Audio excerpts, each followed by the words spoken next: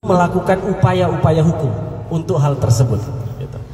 Tapi dengan informasi yang disampaikan tadi, bismillah, saya pikir ini adalah jihad, perjuangan.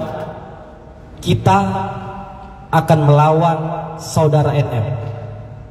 Tapi sebelumnya saya tegaskan, kami bereaksi begini bukan karena kami takut kepada NM, bukan kami khawatir akan laporan NM kepada kami di Polda Metro Jaya. Karena sejujurnya, seperti yang disampaikan oleh Bang Bangkit tadi, rekan advokat Bang Bangkit, kami adalah lawyer profesional. Kami memahami secara utuh bagaimana poin-poin pembelaan hukum, bagaimana USG itu pun kami sampaikan dalam rangka memenuhi hak jawab klien kami atas tuduhan-tuduhan fitnah yang disampaikan kepada dirinya. Dan itu pun tidak kami sampaikan secara utuh, yang kemudian secara profesionalisme kami 11 orang advokat dilindungi oleh Undang-Undang Nomor 18 Tahun 2003 tentang advokat, Pasal 16 tentang hak imunitas advokat, yang menyatakan bahwa advokat dalam menjalankan tugasnya, mendampingi klien maksudnya, tidak dapat dituntut baik secara pidana maupun perdata atas bantuan hukum baik di dalam maupun di luar pengadilan. Preskon ini adalah bahagian upaya hukum non litigasi. Artinya kami tegaskan bahwa kami adalah pengacara atau advokat yang berikhtikat baik dalam membela kepentingan hukum klien kami. Saya sejak awal menyatakan kepada Pak Rasman, kosong itu Pak laporannya. Tapi itu pun kami nggak boleh anggap remeh, kan begitu. Tapi ya dengan materi hukum pembelaan yang akan kami sampaikan, kami yakin laporan tersebut untuk naik sidik pun tidak akan. Kemudian itu artinya apa? Jangan menganggap kami ini lawyer yang tidak profesional yang membawa masalah klien kepada diri kami. Tapi di sini kami tegaskan bahwa genderang perang yang memukul adalah saudara-saudari Nikita Mirzani. Maka haram hukumnya bagi kami untuk tidak melawan. Pertama, kami telah membuat laporan polisi, yaitu di mana Pak Rasman pada tanggal 6 Oktober, tepatnya hari Minggu kemarin, kami sudah melaporkan di Polres Metro Jakarta Selatan, yang salah satu pasalnya itu ada sebuah postingan yang disampaikan oleh NM ataupun terlapor, itu terkait dengan informasi atau konten yang berisi asusila. Pasal terkait dengan pelanggaran ini diatur dalam Pasal 45 ayat 1 Undang-Undang ITE, Undang-Undang Nomor 11 Tahun 2008, di mana perbuatan ini ancaman hukumannya 6 tahun penjara dan denda 1 miliar rupiah. Saya pikir NM, kamu adalah orang yang punya pengalaman terkait dengan hal-hal seperti ini. Kamu pernah dilaporkan oleh saudara Dipo Latif terhadap dugaan fitnah dan atau pencemaran nama baik, dan tidak banyak perkara laporan pencemaran nama baik yang dilakukan penahanan. Tetapi sebuah jurisprudensi atau sebuah fakta hukum pada saat itu NM ditahan. Artinya apa? Pak Rasman selalu menyampaikan, orang bodoh sekalipun tidak akan jatuh ke dalam lubang yang sama. Ya, ini pesan kepada NM, jangan sampai kau terjebak dalam perbuatan yang pernah kau lakukan sebelumnya. Saya pikir sudah saatnya pada hari ini kami akan melakukan counter attack, kalau dalam istilah permainan bola, karena memang saat ini sedang booming permainan bola dan Indonesia akan menghadapi Bahrain. Artinya ini adalah bahagian dari counter attack. Sejujurnya kami sampaikan kepada teman-teman semua media hari ini, sejak awal kami sudah menyatakan kepada keluarga Bapak Bajide, kita tidak akan membuat laporan apapun terhadap NM, karena kami meyakini perjuangan cinta Loli dan Fadel murni, dan kami yakin mereka akan sampai pada tingkat pernikahan. Karena kalau sempat seorang calon menantu melaporkan calon mertuanya, kemungkinan besar tidak akan pernah terbuka lagi pintu restu dari orang tersebut, dari calon mertua tersebut.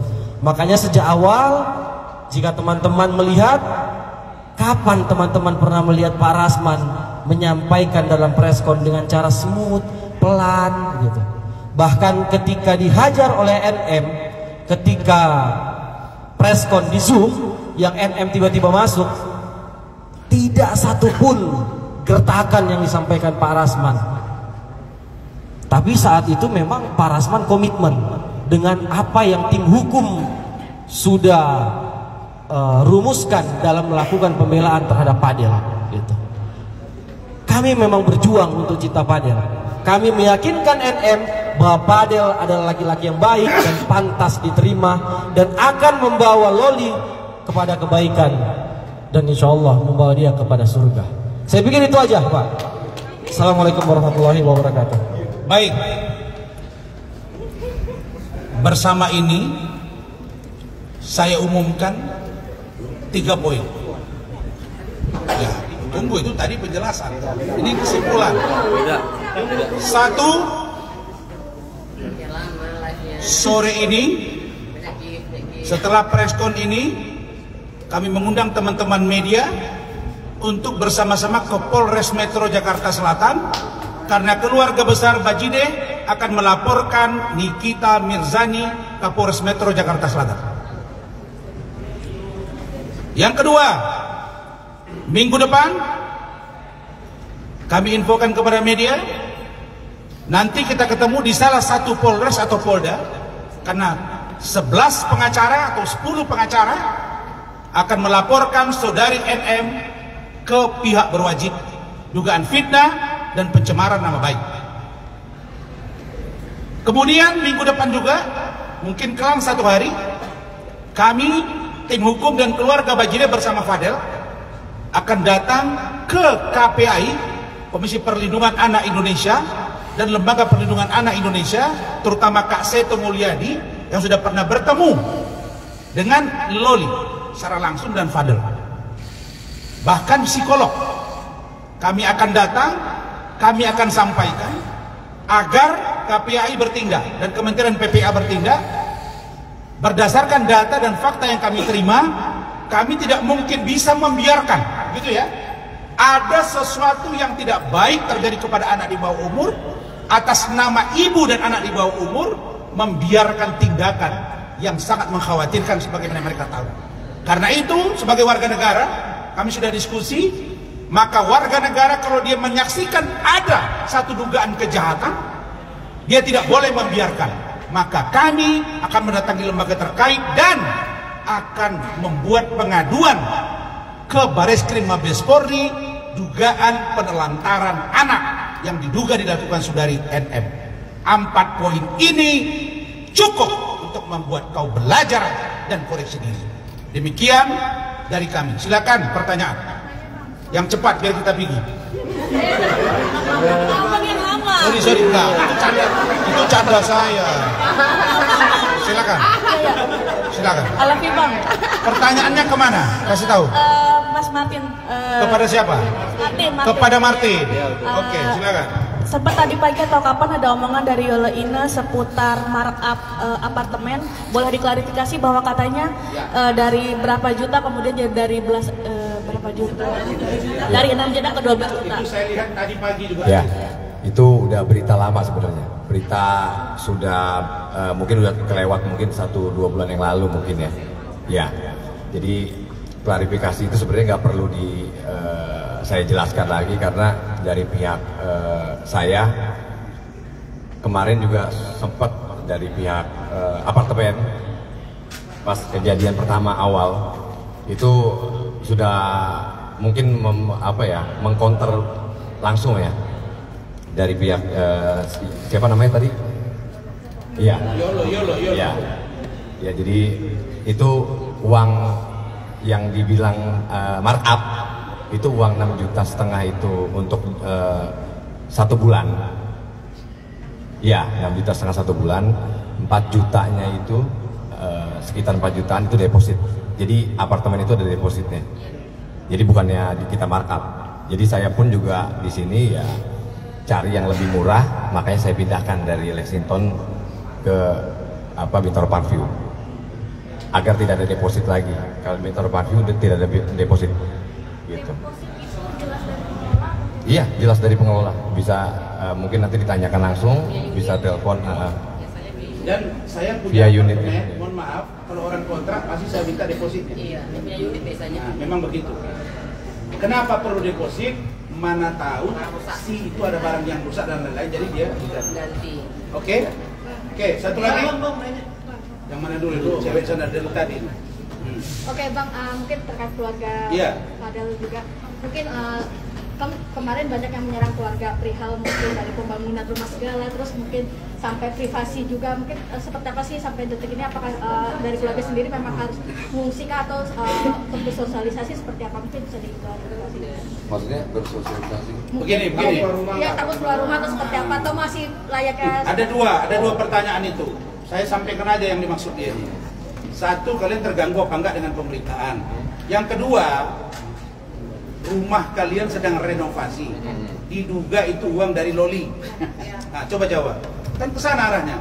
Jadi yang pertama tidak sama sekali terganggu, ya kan? Yang kedua tidak ada sepeser pun uang dari Loli, karena Loli pun datang ke sini juga tidak bawa uang. Yang ada mereka yang kita bantu, kita carikan apartemen. Terus dari pihak Loli juga kan membawa masalah yang uang ya slot itu ya. Nah, jadi itu aja sih. Jadi ya kalau dilihat dari mungkin logika ya, dia membawa masalah, terus difitnah kita 400 juta lah atau apalah ya kan itu. Ya kita sih ya udah pikiran mereka sendiri yang fitnah mereka. Kan nanti kan di sini terungkapnya fakta dan kebenarannya ada. Gitu. Pada akhirnya banyak yang memblow up permasalahan mungkin sudah lama soal kasus dugaan. Iya. Penipuan itu gimana mungkin Bang?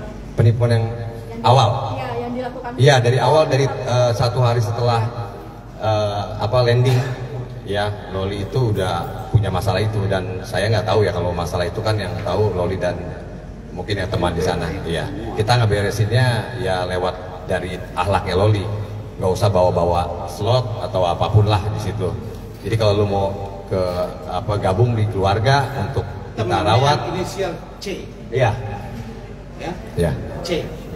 Oke, silakan. Tim konfirmasi dong, Ya. katanya karena kasus ini Fadel di drop out dari Kampus itu benar apa enggak sih? Nggak benar. Jadi Sampai sekarang ya? Masih alhamdulillah masih. Iya.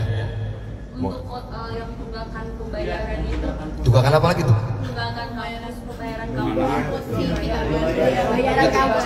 Oh, yang kakaknya gue nggak tahu. Kok mereka tahu semua ya? Apa yang ada tunggang-tunggangan gitu nggak ada, sama sekali nggak ada.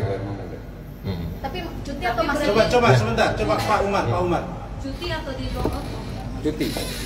Kalau untuk kuliah, anak saya dari awal sampai ya yang pertama sampai terakhir itu sarjana semua. Tidak ketergantungan sama orang lain. Apalagi kalau dilihat si Loli itu datang cuman bawa perkara, bawa masalah. Kita benahin satu-satu. Itu big trouble, big problem. Kita ini, tapi pihak dari sana, dari ibunya tidak pernah tahu. Sampai dia baru dapat endorse kecil-kecilan, baru mulai masuk ngutik-ngutik saya gitu. Jadi awalnya mereka dari pihak keluarganya tahu ini masalah dari sana besar sekali. Oleh itu berbagai macam masalah. Jadi kita yang ini Ya kita meluruskan lah. meluruskan semua, selesai semua itu. Baru ada endorse masuk, itu juga nggak besar, kecil gitu. Jadi jangan disangkutin kita renovasi apa itu usaha kita sendiri, nggak ada. Loli itu seperti bawa uang dari surga, nggak ada itu. Itu datang melarat dia, ya asal tahu aja. Jadi jangan ngomong besar ibunya nih, itu datang nyusahin orang, bikin masalah di rumah. Jadi kita kalau anak-anak saya tuh saya didik akidah imannya tebal semua. Jadi saya nggak tahu itu anak siapa, saya tidak bangga, nggak ada artinya bagi saya. Cuman ini anak semua saya lihat ini terlantar. Jadi kasihan, kemanusiaan, kita tolong, kita arahin. Pas waktu itu bulan puasa pun kita sampai kaget. Belum pernah saya terawih bareng, ini bareng gitu. Jadi udah. Tapi saya bukannya kiai. Loh, saya sampai tanya itu. Pernah dia suatu waktu mau terawih ya. Ini saya sampai kaget. Lagi keadaan mens. Ya. Mens ikut terawih ya. Itu yang saya bingung ini, apa nggak diajarin kok, sangkanya boleh gitu loh. Akhirnya saya suruh balik. Itu. Jadi saya tuh sebenarnya nggak mau ngomong kayak gini loh. Jadi istilahnya saya tuh nggak mau kebanyakan orang sangkanya kita timbal balik atau gimana gitu ya. Saya nggak perlu terima kasih, nggak perlu apapun. Yang penting jadi anak bisa terarah, akidahnya ada, imannya jadi, nah gitulah. Tapi kalau sampai saya difitnah sampai begini, ya itu hanya Allah yang tahu aja gitu. Baik, silakan. Assalamualaikum. Ya. Coba silakan. Ya, selamat sore. Saya mau bertanya sama Mas Rasman. Mas Rasman.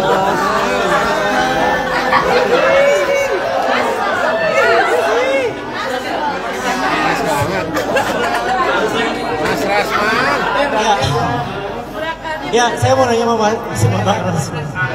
Bang Rasman, ini kan waktu kemarin preskon pertama di sini sempat menunjukkan bukti beberapa USG ya, yang akhirnya itu yang dilaporkan sama NM di Polda Metro Jaya. Sempat tadi ada wartawan bertanyakan itu kapan diperiksa, dan Bang Rasman menjawab itu tanggal 14 September. Kalau nggak salah ya, saya seperti itu.